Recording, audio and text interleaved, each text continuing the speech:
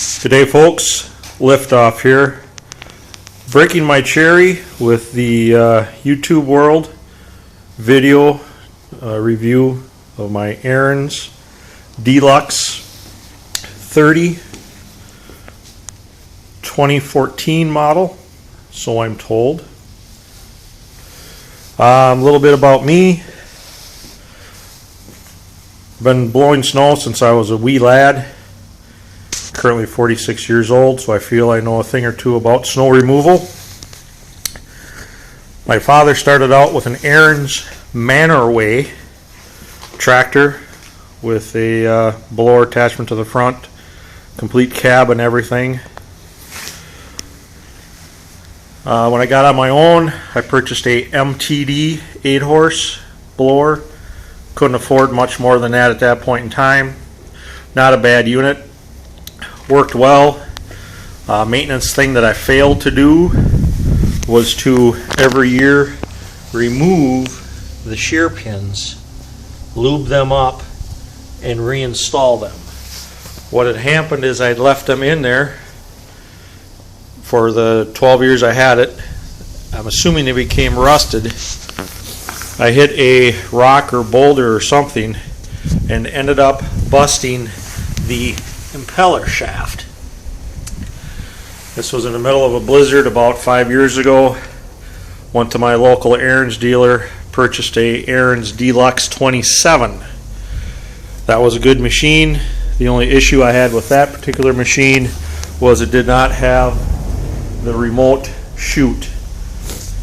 And for those guys that have tried to use snow or a blower in snow with the wind rolling around, that is difficult. So this year I decided I was going to get a new unit with a remote chute, such as this unit has. Purchased the unit a couple months ago. Had the authorized Ariens dealer install the heated hand grips because this particular unit did not have it. Wasn't too impressed with what the factory authorized dealer did.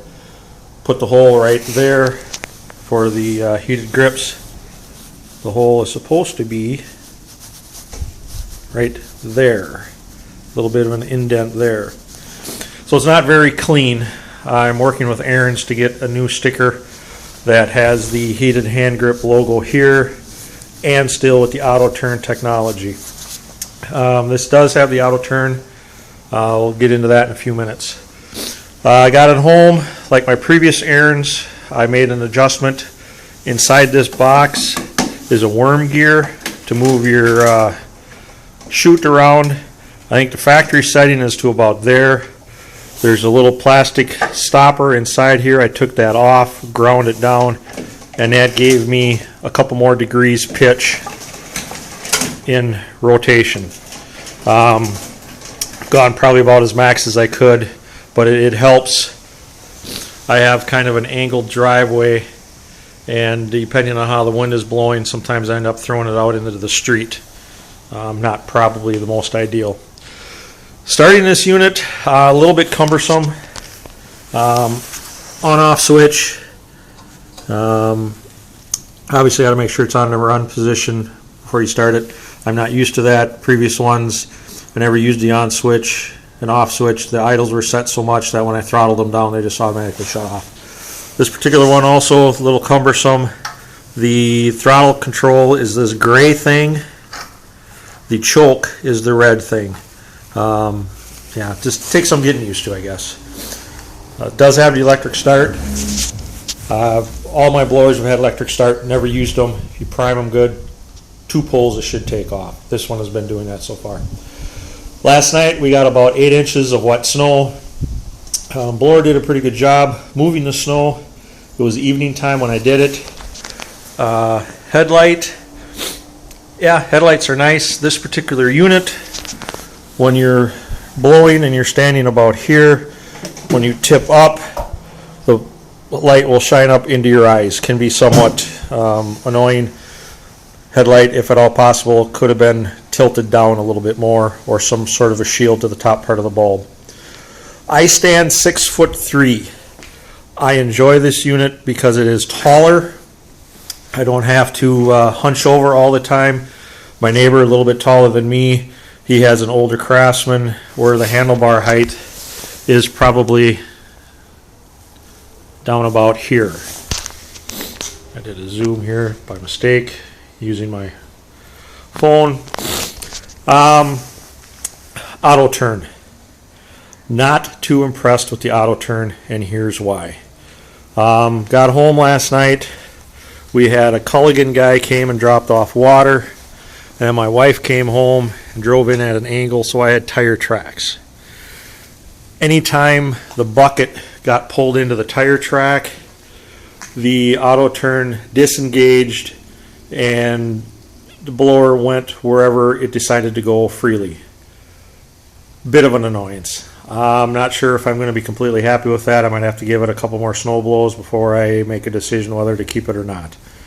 Wouldn't be the first time I lost money on something, probably won't be the last.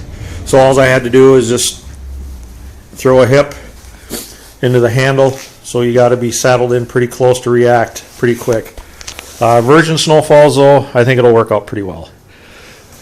The other modification that I did is I put reflectors on the end. I see some of the more entry-level snowblowers at Lowe's have the reflectors at the end of the bucket.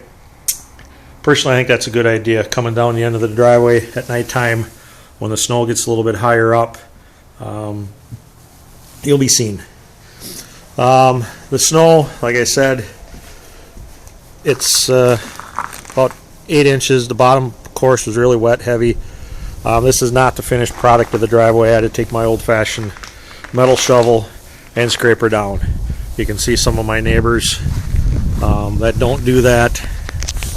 They, that's what they're up against. And I have a north-facing driveway, so I make sure I get her down to the concrete or to the tar. Throwing the snow, I was landing it almost into my neighbor's driveway, and it was pretty wet and heavy. So I'm very impressed with the power, the throwing distance, and everything else. Other than that, seems to be a good unit. Gonna work with it a little bit more to get used to the auto turn technology, but as of right now, I'm not too happy. But I got to give it some time, I guess. That ends my review. Any questions, comments, criticisms, leave them below, and thank you for your time.